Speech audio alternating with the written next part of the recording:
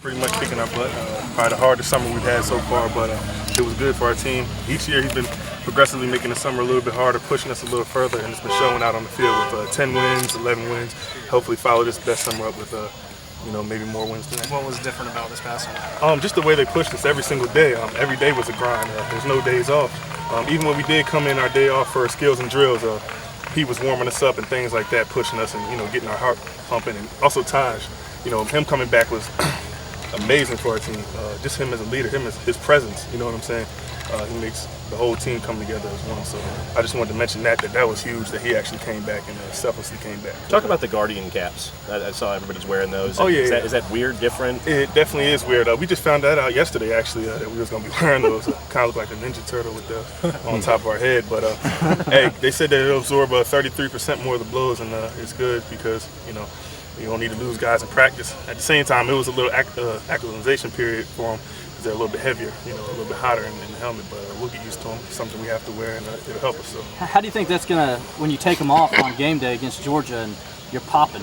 Do you think that can have a different effect too? Absolutely, I'll tell you why. Because us as linemen, D linemen in particular, during the week we're wearing knee braces during the contact practices. Legs are fatigued, they feel like dead weight. They're real heavy, our legs, but we're used to practicing with them. But when we take them off on Saturday, we kind of got an extra spring in our step because we don't have them on, and we're used to having them on. So that's definitely going to help us probably with the helmet thing as well, I suspect. Is there more of a sense of urgency knowing who game one is? Do you sense that already, that we got to make sure we're ready to go right off the bat?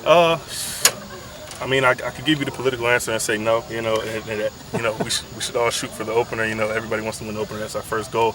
But you can't really ignore what's going on in the public. We see it as much as the coaches try to shelter us from it. We see the blogs, we see the hype around the games and stuff like that. So yeah, a little sense of urgency, but we also know that either if we win or lose that game, it's not the end of the season. We got to go on to the next game. We still got 11 more games to play, win or lose. How exciting to open a game that is obviously going to be it is the biggest game in the country. It is the biggest game in the country. It's going to be really exciting. I mean, think about a home game this exciting. You know what I'm saying? Haven't had one. This might be the most exciting home game. I've definitely been a part of, or I heard around. So game day, you can't really beat it. Nighttime, hopefully have a different result than our last couple night games here. You can't forget that, but definitely excited for Georgia. Pretty big test on the defense, considering the amount of offensive weapons they have. Oh yeah. I seen Gurley, the running back. He's a load. We got a great, probably Heisman quarterback, and Murray, a couple wide receivers, and they got the returning O-line from last year, the whole line. So yeah, definitely a tall task for us, but we're looking forward to the challenge. It seems like the defense got better last year as the year went on, but still, when people talk about Clemson, obviously the offense is what comes to mind. Right. Do you guys think that maybe you can change that a little bit? That's what we're hoping to do. We're hoping to change it. Let people know that we're here too, and every game's not going to be a shootout. It doesn't have to be a shootout to win.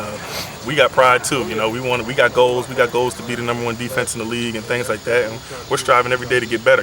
Detailed things every single day. Coaches is going back and footsteps, hand placement, all that. It all boils down to the basic fundamentals and techniques, so that's what we're working on every single day. Obviously, brought in a lot of young defensive backs to try and kind of shore that position up. With the guys you have coming back from injury and the young guys, I mean, how do you see that position kind of shaking out? Let me tell you exactly what that is. That's going to be exactly what we had in the D tackles position last year. It was a bunch of young guys, didn't really know where we were at, but it brought a competition. Everybody was fighting to get better every day. I think that's going to be the same thing that happens in the second day. Everybody's battling, everybody's starting out on an even plane, so everybody's getting a chance to play, and it's going to be a good competition. The cream of the crop will rise. The other ones will probably help us out too, or we'll have to teach some of them.